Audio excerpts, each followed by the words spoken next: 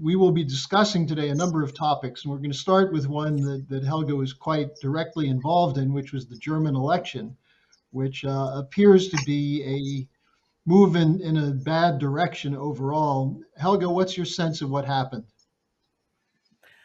Well, I tortured myself to watch in the end phase some of these so-called trials, the duel among three, the duel among four, even seven leading candidates. And I was really amazed, because it was like the real world does not exist. It was like everything was green, naturally, except the alternative for Germany, which is not green, but they have some other major problems. But there was an absolute lack of reality. I mean, if you consider what we have been discussing here on this program, and what you normally can read in our publications, our readers and viewers are generally very well informed about where we stand in terms of the war and peace issue, the confrontation between the West and Russia and China, the extreme escalation, the global NATO, the new Australian, British, UK, US military alliance, then the horrible condition of the financial system. Anyway, all of this was lacking. Everything was totally dominated by climate. The different parties tried to outdo each other by being more green. So, the only image I have in mind is that this election campaign, in the dynamic between the leading candidates and the moderators of the main TV programs, I mean, this was like a biotop, where you have a closed system. In it, everything is green and happily growing, but it has almost no connection to the outside world. Now, this is terrible because this left the voters, with no real understanding and no analysis of what are the problems, and therefore also, since these parties don't name the problems, they don't have any solutions at all. So I think this was, in one sense, a real betrayal of the voters, because the big awakening for sure is coming now, because what naturally was not discussed among these greenies or greenies in all parties who try to outdo each other in terms of being more green every round around, is going to be the incredible explosion of cost for the living standard of the normal population coming out of these green schemes. And I think this is going to be a very rough awakening, because if Scholz now is able to form a government, the SPD candidate who got 1% more than the CDU, with the Greens and the FDP, or if Laschet, who came in shortly behind from the CDU, if he will be able to form a coalition with the FDP and the Greens, or what they also could still do, they still could continue the Grand Coalition, which in one sense would be the most favorable solution, because it would leave out the Green Party, because any new coalition where the Greens are in spells disaster. Because remember that the larger context is still the Great Reset, the shifting the trillions,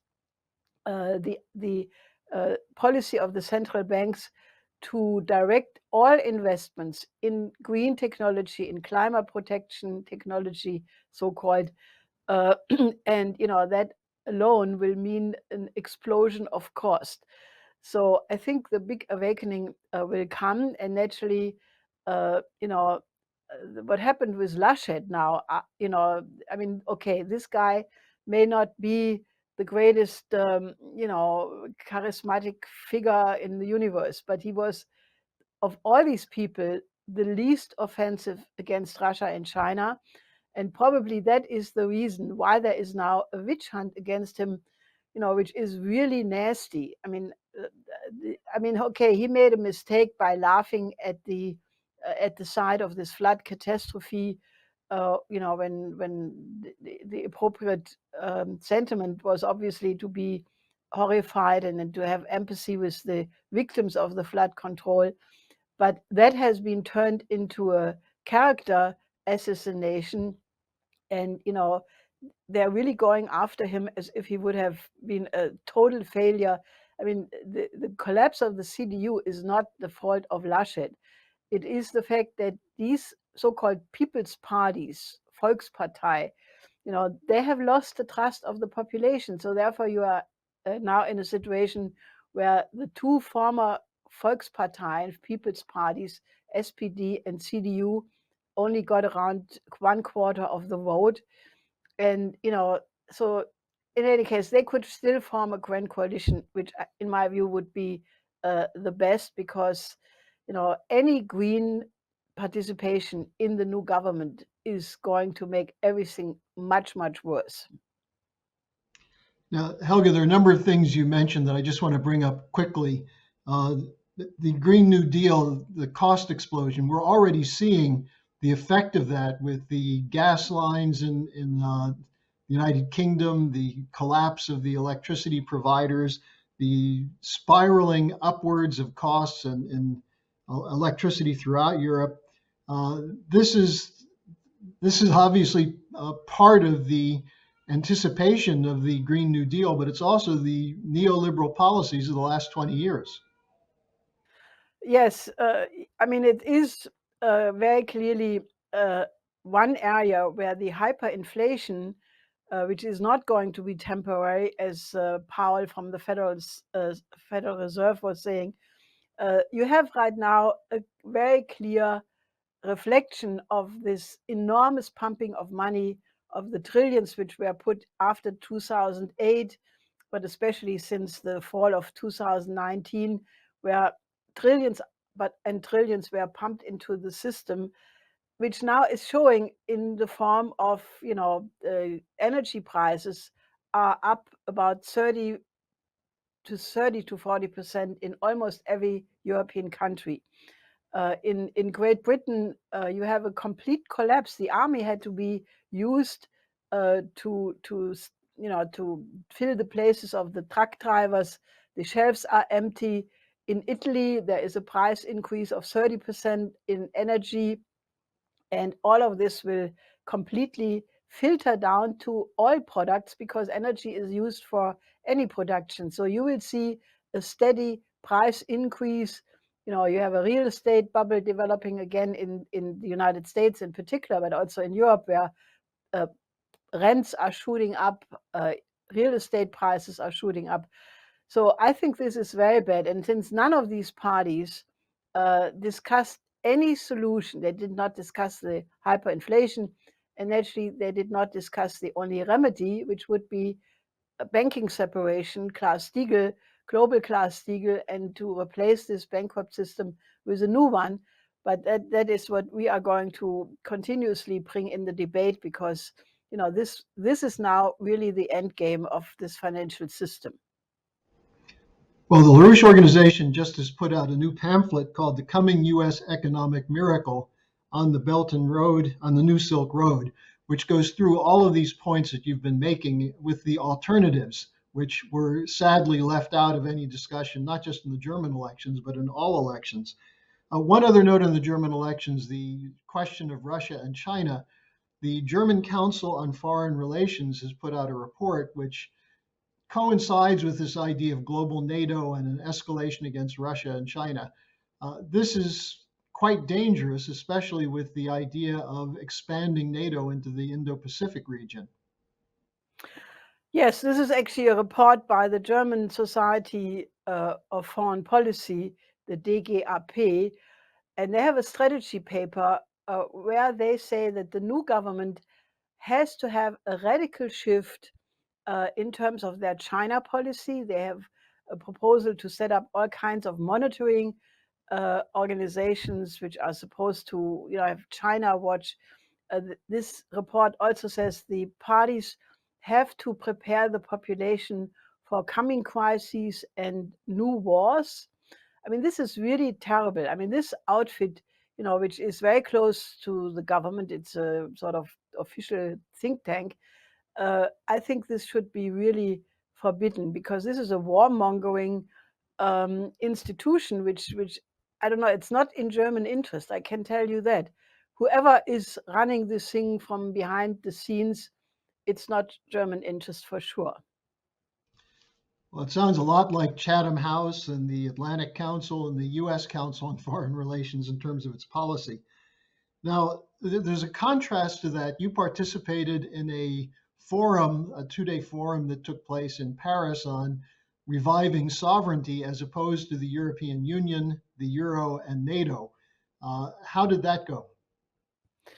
Well, that was actually very refreshing, because coming from Germany and this biotope of the election campaign, this was an event where Jacques Cheminade, who is the former presidential candidate of Solidarité et Progrès, who did not participate in this election this time, mainly because these governments, they make elections almost absurd. In Germany you had 40, 50 so-called small parties. In France also now you have about 40 small parties who all are running to get the 500 signatures from elected officials, mostly mayors. And so Jacques decided that he would somehow put himself above the fray and organize an event of the presidential candidates of the different small parties. So last Saturday, this event took place, and there were 4 presidential candidates present from different small parties. Asselineau, who is about 1% of the vote, then the former aide of Mélenchon, and two more.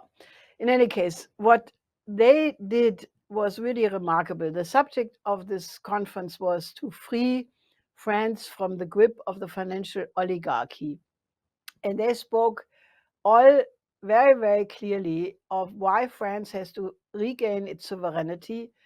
They're called sovereignists, a notion which does not even exist in Germany, which is quite telling. And they all had the same demand, that France must leave NATO on the same grounds like de Gaulle left NATO in the 50s, that France must leave the EU because the EU bureaucracy is not representing the interest of France, and in the same way leave the euro. So I think this will be important, because NATO became obsolete when the Warsaw Pact dissolved in 91. And in the meantime, NATO has taken on more and more an offensive character. Like you mentioned already, this idea of global NATO. NATO is the name NATO is North American treaty organization, meaning that it was set up to be a defensive military alliance for the North Atlantic. Now they want to be a global NATO with the very specific emphasis on the Indo-Pacific. It's highly offensive, and it does not serve any purpose of the parties or the countries which are members in it. So I think the NATO should really be dissolved, and I think one needs to have a security architecture which does protect countries, which guarantees the security. So obviously there should be a discussion how to set up an international security architecture which does include the interest of everybody. That means including Russia, including China. And if you would set up such an umbrella organization, which would basically take care of the security interest of all, then it would be a guarantor for peace. Anything else is just contributing to the present war drive.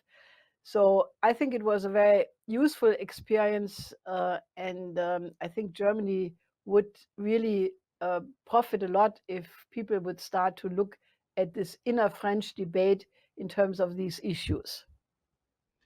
Well, let's take a quick look at the developments with Russia and China in relationship to the strategic picture. Sergei Lavrov, the foreign minister, gave an address at the UN General Assembly, which included a quite important point about mocking the idea of the rules based order as might makes right. And he said instead, right makes might. But meanwhile, YouTube in Germany is kicking out the RT, basically saying it's an agent of Russian foreign policy. This is part of the buildup against Russia, isn't it?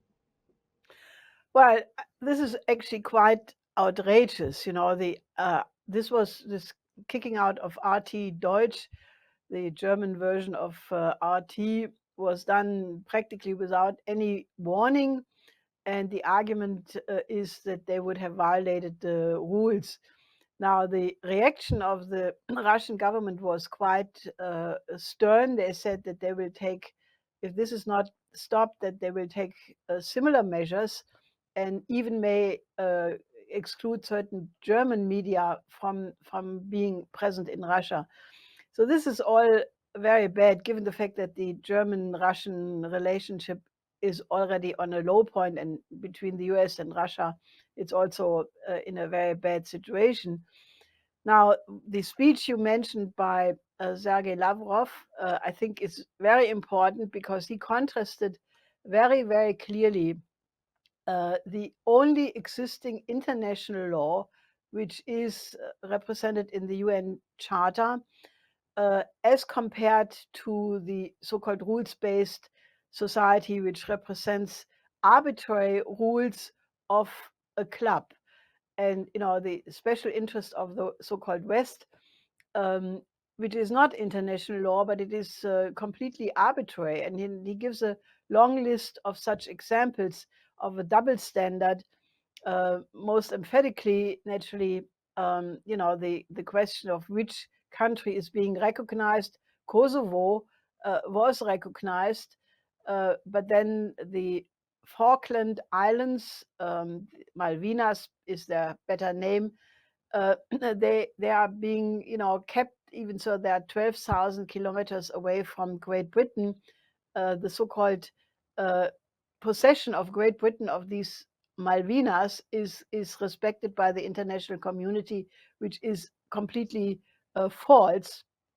And naturally, the Crimea is not the result of an annexation by Russia and Putin, but as Lavrov clearly reminds people, this was the reaction to a right-wing coup in Kiev with Western support. It had a lot of Nazis in this new government, and the population of Crimea voted to basically be not part of this and decide to be part of Russia.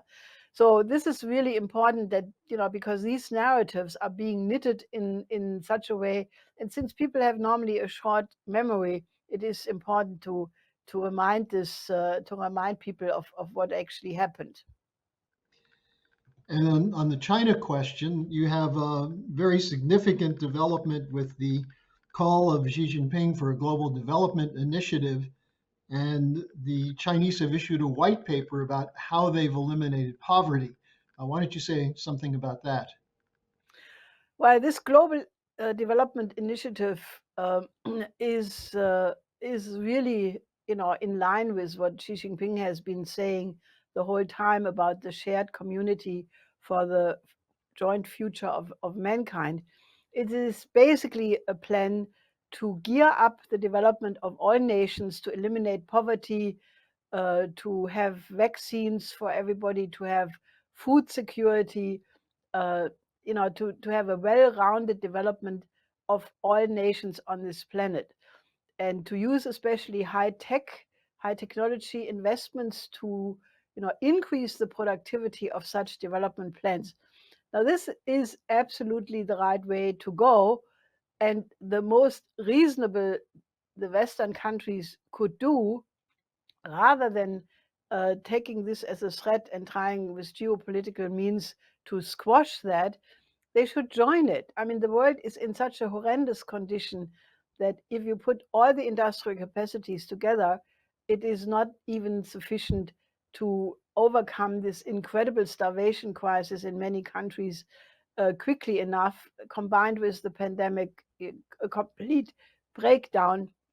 But that would require that the Malthusian faction reforms itself and remedies their axioms, which they are obviously not willing to do. But I must say that the Chinese are becoming increasingly self-assured. This new longer study, the Chinese epic journey from poverty to prosperity, is a story of how incredible the Chinese overcoming poverty and establishing more and more prosperous conditions for increasing parts of the population is really in stark contrast of the Western way, where the rich become richer, the poor become poorer. And this is a systemic competition, but it does not look so great for the West.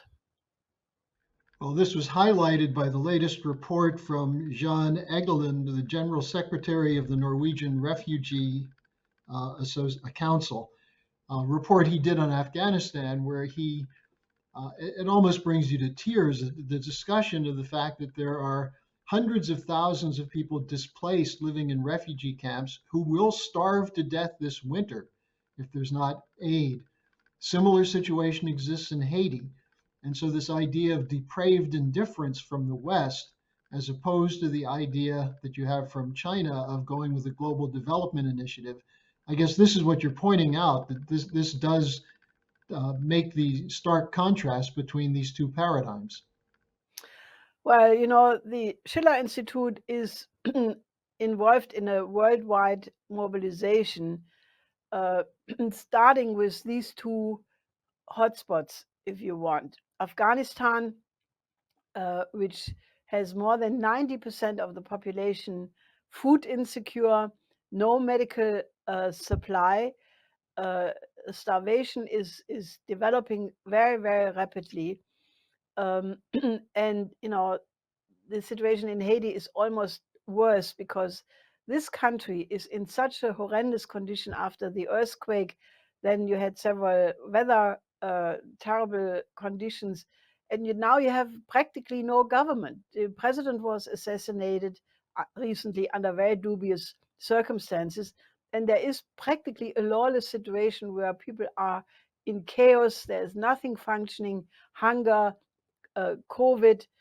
So we have added to our campaign, to make the development of Afghanistan the beginning of a new paradigm, which, by the way, the neighbor countries of Afghanistan are already all involved in, planning how to integrate Afghanistan into the Belt and Road Initiative and to have a real stabilization of Afghanistan. China alone is planning to invest something like $80 billion.